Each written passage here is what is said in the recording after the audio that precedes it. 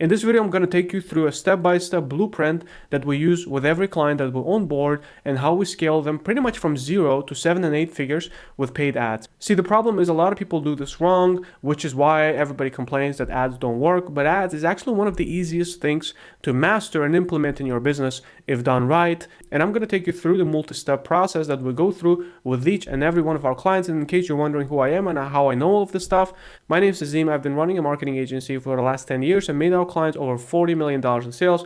We work with coaches, content creators, course creators, and if you fall into this category and maybe if you sell high-ticket products, this video is perfect for you. So without any further ado, I am going to switch to my share screen and I'm actually going to show you how we do this. All right, so let's go into my share screen. Today, I'm going to be discussing this entire plan, but let's start with status quo. The biggest reason why actually people fail when they try Facebook ads. The biggest reason why people fail is because they don't have a clear plan going into essentially investing into Facebook ads.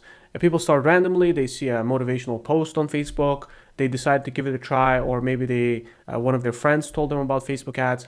But the truth of the matter is, mastering Facebook ads is like any other marketing endeavor that you're going to get on. Any business endeavor, really. It needs a clear strategy and an implementation plan, and it also needs the right financial modeling. Because if you don't do proper financial modeling, which I'll talk about that in a second, any marketing strategy is doomed to failure. So let's start by talking about the most important thing actually ever, which is financial modeling. And what's financial modeling? Financial modeling is essentially reverse engineering your marketing KPIs based on the sales conversion value. Let me put it in layman's terms. Let's have a look at an example. Let's say you sell a high-ticket consulting coaching program and the sales value is $10,000. This also can be called AOV, which stands for average order value. If your average order value is $10,000, let's say your max CPA stands for cost per acquisition, is $3,000, which is essentially how much you are willing to invest to acquire a client.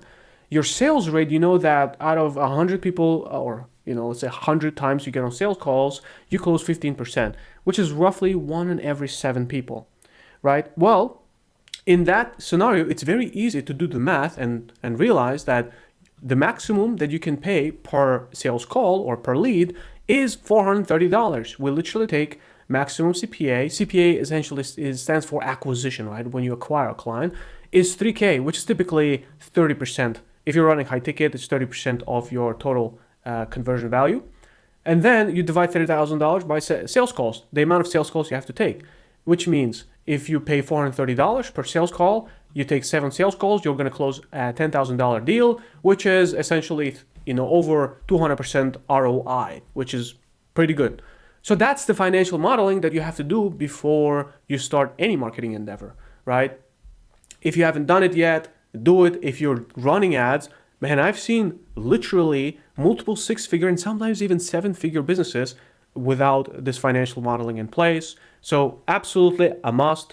This equation needs to make sense for you, because if you're closing, let's say at 5%, well, then you'll need 20 calls, and that means you'll have to generate leads at a much, essentially smaller price, let's say at about $150 per lead. But you have to be realistic with yourself and think, hey, can I actually get $150 per lead? Because chances are you can't, right? Unless you are really, really experienced with ads, you hire an A+ agency like us. Go to nazimconsulting.com, by the way, if you want to discuss working with us. But probably in this scenario, the most sensible thing is going to be to increase your sales rate. I'm not going to get too much into the numbers math in this video, but you have to do the financial modeling. Again, base KPIs is your max CPA needs to be 30% of your average order value. Your sales rate needs to be minimum 15%, ideally 20% or more. And your cost per call booked, if you're in the Northern American market, it's typically around $150 to $200. Again, if you're working with someone who knows what they're doing, or if you don't work with someone who knows what they're doing, then it's probably going to be $300 to $500. And in European markets, it's maybe like 30-40% cheaper. So that's it. Financial modeling done. It makes sense. Let's move ahead and actually figure out how we're going to run ads. Most people just go from here and they jump into ads. They come immediately here, but it's a big mistake. First of all, we need to make sure that we go through ideation process. And ideation process is essentially when we research what are we going to talk about in our ads, right? So 2 things. We're going to research our client ICP, which means ideal client profile. So essentially, what's the avatar of a person that we'll want to target on Facebook? Because again, if you don't know who you want to target on Facebook, well, then Facebook is going to give you shit. Like it's plain and simple. Facebook, like your default thinking needs to be that Facebook always wants to give you shit leads, because there's a lot more broke and shit leads than good leads. And if you want good leads, you have to train Facebook to give you good leads. And for that, you have to give Facebook as much information as possible. And that entails you knowing your ideal client avatar down to a T. And then if you know your ideal client profile, that's going to help you to develop hooks and angles to record video ads. And you will need a lot of hooks and angles, and I'll explain why in a second. But what's included in ICP search? Number one is obviously the person needs to have an X problem or a Y goal, right? So that it's very simple. Then you have to think about other unique demographic traits. Maybe job titles that they have, maybe past experiences that they have been involved in, right? Let's say if you are, I'll give you a very simple one. If you are a CPA coach, right? If you work with accountants and you coach them how to grow their business, obviously their problem is whatever. Accountants probably are too busy doing client work, don't have enough time to do marketing. And then unique demographic traits is they probably finished the university with a degree in economics and they hold a title. They have a CPA certification and their job title is an accountant, right? So these are demographic traits. And then some things you also want to consider is age, gender, geographical targeting, if applicable. Obviously, if you're going to be targeting CPAs, it's not something that you can split by gender because obviously it's a unisex thing, right? It's not like you're selling lingerie, right? Which is where you would probably think that I need to target specifically women. But with CPAs, you can think about age, right? You can set your age bracket, not like 18 to 65 plus, like typically it is on Facebook, but you can set maybe like 25 to 65 plus when you know that, okay, by the ripe age of 25, people have finished university, have maybe taken a job or two as an accountant and have ambitions and aspirations to start their own business. And geographical targeting, the same.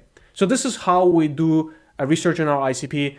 Now, what's angles and what's hooks? It's very simple. After you do your research in ICP, angle or hook is essentially formulated by looking at your client's pain point and offering a unique solution. Now, here's the kicker. Your client actually has multiple pain points. They don't have just one pain point. You might think that, the client pain point is that they can't grow their business, but client can't grow their business for multiple reasons. Number one is because their lack of knowledge and know-how for marketing. That's number one. Number two can be that they're strapped on time. That's number two. Number three is they've tried it in the past, but they failed. Number four can be something else. And you have to come up with at least, I would say 5 to 10 pain points. You might be thinking, I can't come up with 5 to 10 pain points. My question to you is, yes, you can. You just have to think hard enough. Spend an hour or two. What I like to do typically is I take my iPhone, I literally turn on like a sound recording app, and I just talk to myself. I brainstorm. That's what I do. You can use a whiteboard. But you come up with multiple pain points, and then you essentially angle your solution from different perspectives on how you can help them. One angle, for example, can be, let's start with one angle. One angle is, let's say, lack of time, and then our solution is essentially ready to go ad system. For example, right? They don't have the time to learn about marketing, and we're going to give them like an entire blueprint that takes maybe like 2 to 3 hours to implement, as opposed to studying up marketing for literally dozens of hours on it. And then another angle can be, for example, that have been burned in the past, and your solution has been battle tested by over 1,000 CPAs, and unlike other gurus, you've actually implemented in your business as well. That's another angle. You get the spiel. So in conjunction with your client's pain points and your unique solutions, you need to come up with at least, let me put it here so it's loud and clear. I would have to say at least 20 hooks, angles, and hooks. And here's why we're going to need it. What I want you to think about when you think about your audience is, let's think that this is your ideal audience on Facebook, right? Now, the thing is, most people think that I'm going to run ads, right? Like you have an ad here, and this ad will just target this audience. But this is not how it works. The way it works is Facebook sees your audience not as like this one big whole audience, but as a mix of mini audiences. And what these mini audiences really stand for is a unique pain point and a unique solution or approach that they're open to, right? So let's say the big overarching theme is grow your business, but the way Facebook does its targeting is there's people that are having a hard time growing their business because, like I said again, they don't have time. Others are more receptive to advertising language, right? Like they've studied up advertising, they like the concept, and they're ready to go. And they want you to give them hardcore advertising advice.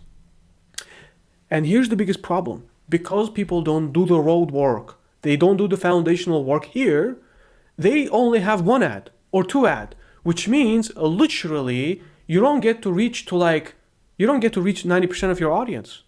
Because guess what? Facebook is not going to show your ad. Let's say if you go with only one angle, you say advertising system.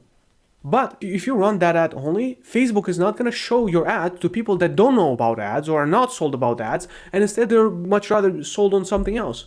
Facebook is not going to show your ads to them. Or if it will show, it will not convert. You have to basically realize that your ICP, your clients, will come and work with you for different reasons. It's not just one reason. So you have to basically extrapolate and multiply those different reasons, right? Which is why you do the foundational work, you come up with your one or multiple client avatars, each has multiple multiple pain points, and then multiple solutions that you can provide. So keep that in mind, because when we're going to be creating ads, that's going to be a part of the equation. But let's move on to phase 2, because we're not launching ads yet. We have to also create them. This is where a lot of people really get frustrated because they think to themselves they're not a designer, or they don't want to hire a big fancy advertising agency to do the work for them. That's fine. You don't have to do it. I'll show you there's not rocket science and how you can do it quite simply. Like for a lot of my clients, it takes only one full day to record 25-30 ads. So let's have a look. The first part is going to be writing video ad copy, right? You'll want to write ad copy. The way we write ad copy is very general, right? Like it's not going to be that you're going to have 20 unique ads and each one of them has like a separate copy. You'll literally burn yourself out doing that. What we do typically is we'll like to prepare 3 to 5, realistically speaking. You don't even maybe need 5. 3 to 5 copy variations that are general. What we'll like to use is we use Claude. Let's say I'll come to Claude and I'll literally paste, let's say, my link into Claude, right? And then, by the way, I'm using whisper.ai. If some of you are not using it, it's perfect. Hi, Claude. We are looking to create some Facebook ads for us. We're selling marketing agency services, and our ideal audience are coaches and consultants who would like us to run their ads for them. Can you please come up with 3 ad copy variations? So that's it. I'm going to say it into Claude and boom, right? Claude goes into thinking. Let's make it think for now. But yeah, 3 to 5 ad copy variations. And then what you want to do is write video ad scripts. It's 15 to 20 angles. It sounds like a lot, but again, if you dedicate one full day to it, you'll get it done. But you can use Claude similarly, or if you're someone who's just good on camera, you know how to talk to your audience, you know how to call out your audience, probably you've been doing social media for a bit of time, then all you do is just take out your phone and record. It might take a couple of takes, but again, if you dedicate a whole day to it and it's worth it, and you don't have to do it daily, you probably don't even have to do it weekly, but you have to do it right from the beginning. That's it, right? You can get it done in one full day. Let's have a look at the ad copies that Claude wrote us. Say, hey, most coaches, consultants are running Facebook ads the hard way. Meanwhile, our clients are making 200K months. True story. Here's what we do. We don't just run ads. We become your full marketing engine. It basically looked at my website and did a recap of what we offer. Boom. That's it. That's the ad copy, right? Now, obviously, if you want Claude to do a more refined ad copy, you can give it examples, right? You can just go on Instagram, Facebook, look for ad copy examples. You can feed them to Claude and say, hey, I want you to mimic those ads. Editing. A lot of people, complain about editing. Oh my God, editing ads is so difficult. It's not. It's literally, you can hire someone to do the edits for you. You can go to Upwork and, just pay literally people $5 to $6 per hour to trim your videos, or you can trim them yourself. Like I trim my videos personally using CapCut. It's very easy. But if you're a business owner and you don't want to be bothered by that, just ask someone to trim it. And here's the thing, you don't need Marvel Studios grade video edits. All you need is for someone to trim your ads and to add very basic captions. As proof, you'll see these are the ads that we're running on one of our client accounts, and you'll see literally all of them there's a whiteboard video, and most of them are talking heads, and it still works. And as you can see, we'll have a whole 19 ads running on the account. We actually had much more, but we paused because some were not performing. Like as you can see, we had a total of 27 ads running, and now Facebook just took one of the ads and is just killing it, booking us calls for at only 83 pounds a call, right? So roughly $100. So that's it. That's the creation process. I know we've covered a lot, but it's absolutely the must be done groundwork that you need to do before you ever set off to run ads.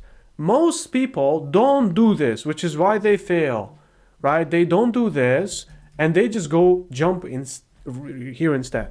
They'll start thinking about the best way to run ads, or they'll create a campaign and throw whatever ad on it and hope that it works.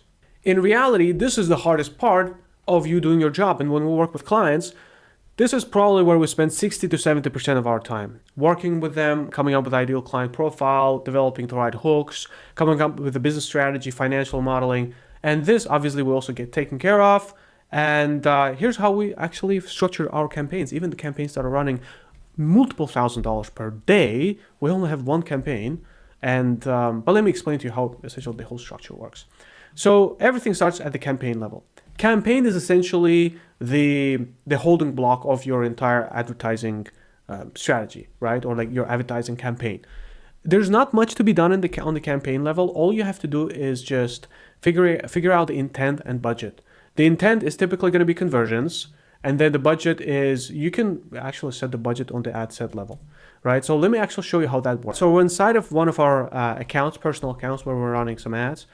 When we're looking at campaign, all we have to do is come here and click on create, click on the right objective, or like the right intent. And if you're generating leads, it's always going to be leads. You're going to click that.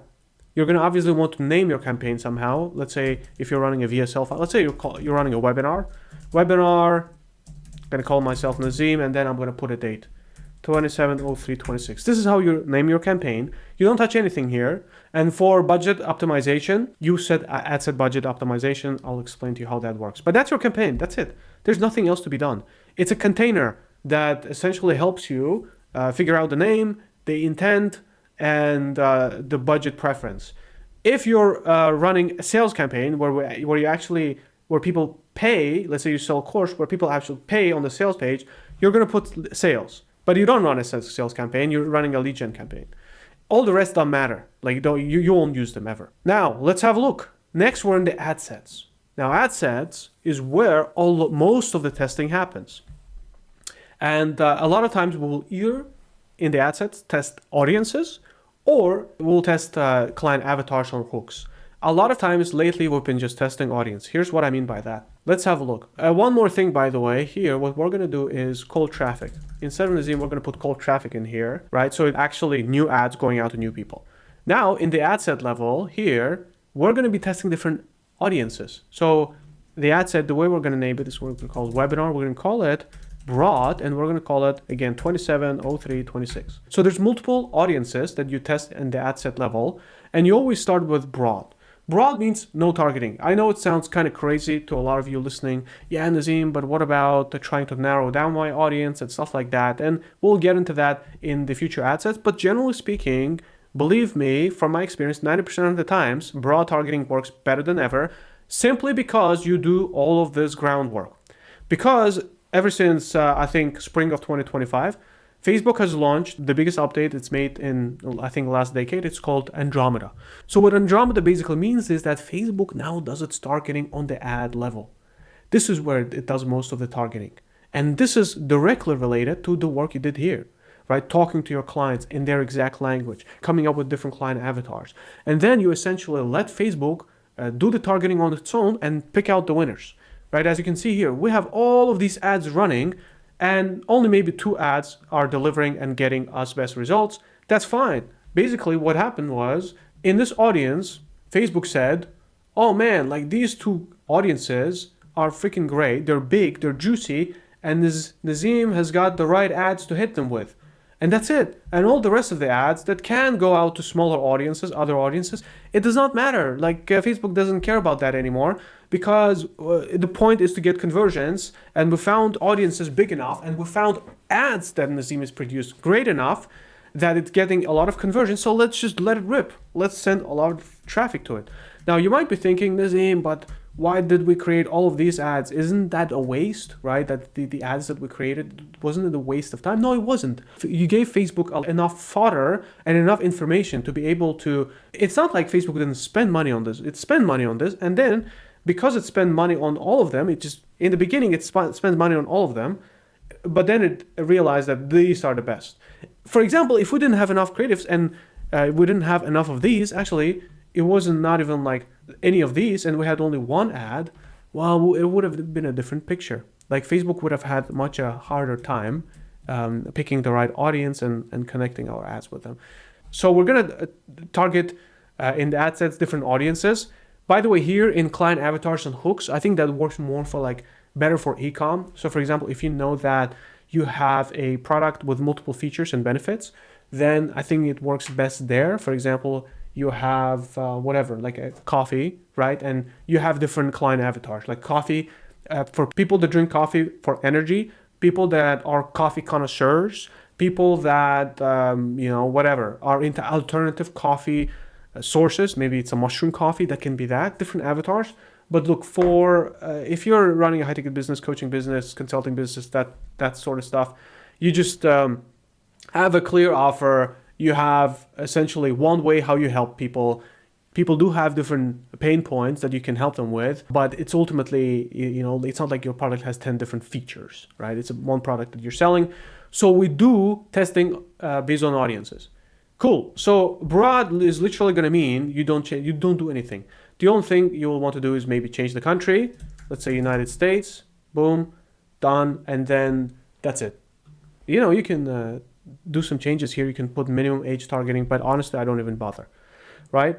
Now, what we can do also is come up with another ad set. And in that ad set, let's say interest targeting. We're actually doing interest targeting. And what that basically means is we're going to click on show more. Actually, we're going to go click on switch to original setup, further limit, and continue. The reason why Facebook makes me go through all of this crap is because it just does not want me to go into interest-based targeting. It's Facebook's way of telling, man, don't limit your reach, because I do my best work when we're on broad targeting.